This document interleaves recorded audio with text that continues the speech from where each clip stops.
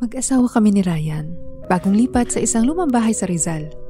Ang sabi kasi ng asawa ko ay doon na lang kami tumira dahil tahimik, mura ang renta at malapit sa palengke. Pero simula nung tumira kami roon, tuwing 12:00 ng gabi may naririnig kaming maliliit na yapak sa bubong. Parang bata, tumatakbo, naglalaro, tumatalon.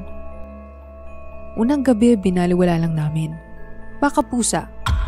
Ngalawang gabi, ganun pa din ang na-experience namin. Pero sa ikatlong gabi, may naririnig na kaming umiiyak na sanggol. At ang iyak, galing sa itaas. Aakyat na sana si Ryan para silipin, pero bigla siyang napahinto. May nakita kami sa bintana ng kisame. Isang maliit na kamay, nakadikit sa salamin. Nang sinilip ulit namin ay nawala ito.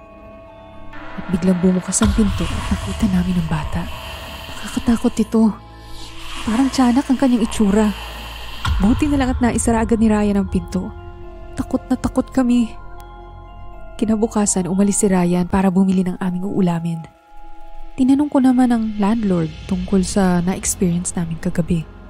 At doon, mayroon ako nalaman. Tahimik ang landlord at mayroon siyang binulong sa akin. Alam mo bang si Ryan dati nangungupahan dito sa amin? Kasama ang kanyang kasintahan, nagkaroon sila ng anak. Subalit, namatay ito noong 3 buwan pa lamang. At biglang umalis ang landlord. Nagulat ako sa mga sinabi niya. Isinara ko ang pinto. Pagtalikod ko, natakot ka ba sa kwento? Comment yes kung oo.